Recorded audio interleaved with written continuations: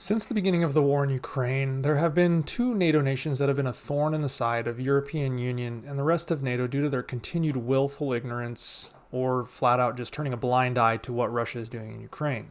Now, obviously, I'm talking about Turkey and Hungary. Now, while Turkey has supplied Ukraine with Bayraktar drones and has aided in the grain deal and done other things, the leaders of both Hungary and Turkey have personal friendly ties with Putin.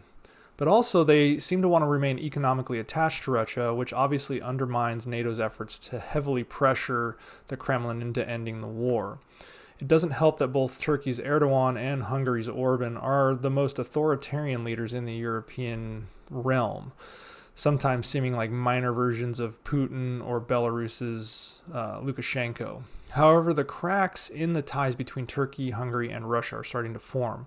On March 1st, the Turkish government quietly ordered the halt of all goods to Russia via Turkish-controlled territory, and this includes the Turkish Straits, which give Russia access to the Black Sea. Previously, it was only military vessels that could not enter the Black Sea. A Moscow-based shipping company is now saying the cargo clearance system in Turkey simply stopped working for them, and it now blocks all goods destined for Russia through the Turkish-controlled territory. Now, if you remember, Turkey has emerged as one of the main havens for Russian wealth since the beginning of this war. In fact, Turkish exports to Russia rose by $3.5 billion over last year, or over the previous year. Now, the Turkish-based customs brokerage firm Subasi confirmed that Turkey's new stance is linked to the European Union and US expanding its sanctions against Russia. Russian companies have come forward and said that they potentially could find a solution by shipping products to countries unrelated to sanctions in Central Asia and then reshipping them under a different flag to Russia. But the issue is not necessarily the country of origin, it's the destination being Russia. Why is this important? Because shipping is one of the best means for resupplying Crimea and Russian-held territory in Ukraine. With the upcoming Ukrainian offensive looming large over the Russians, where there's a good chance rail and road networks into Crimea through Russian-controlled territory and via the Kerch Bridge could be at least temporarily cut off due to the Ukrainians retaking the ground and due to them potentially re-hitting the Kerch Bridge. I know the rail is still out on the Kerch Bridge, but the road network has been repaired, I believe.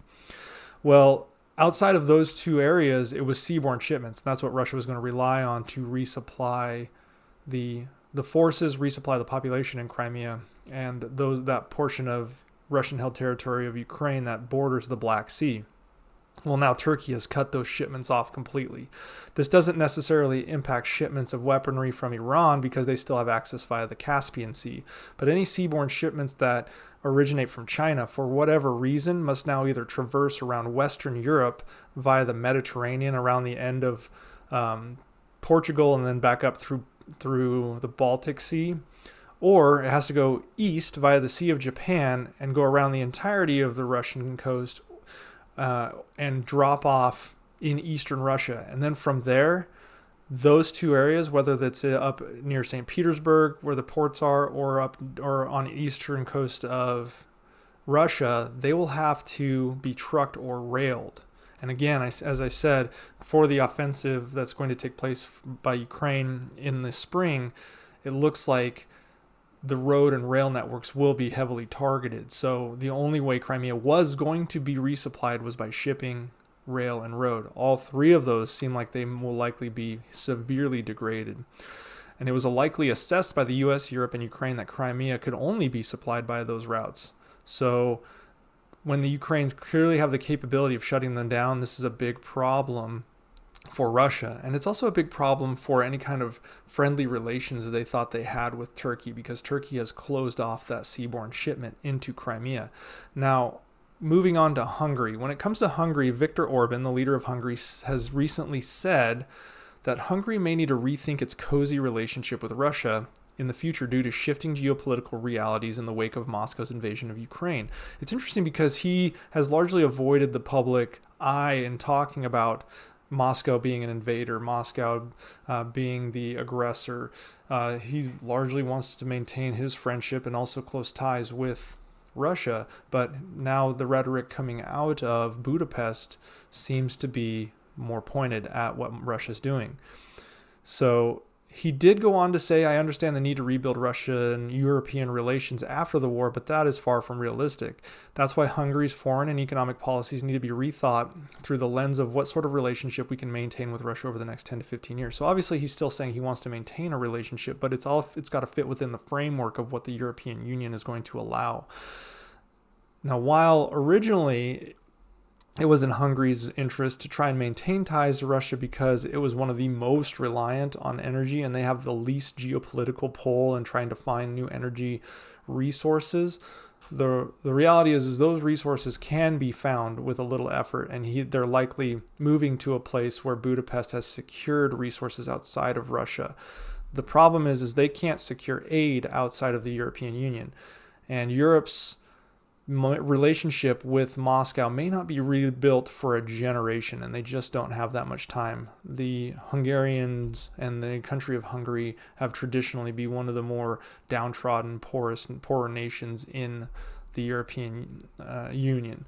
Essentially, the past year of policies has forced Hungary to pick a side, whether it's Europe or Russia. And they're largely starting to lean towards Europe because of the continued aid they're supposed to receive. European Union has actually proposed suspending a $7.5 billion aid package to Hungary due to the responses it's had to Russia. Additionally, Hungary, being a NATO member, risks becoming isolated from future multinational training events at places like Grafenwehr and Hohenfels, or Drasko Pomorsky, or Cincu in Romania. A lot of these places are U.S. NATO ran, and if Hungary isn't playing ball, they will not be invited. On top of that, they may not be invited to participate in multinational weapons agreements. And if they don't get on board with NATO, they could be completely isolated. There's no mechanism to kick them out of NATO, but they could be severely isolated. And that was something that Turkey potentially faced as well. So as we've seen over the last few days, Russia's perceived grip on power, even in their own neighborhood, is faltering in the face of, once again, the overwhelming strength of U.S. and European Union pressure on countries in the region.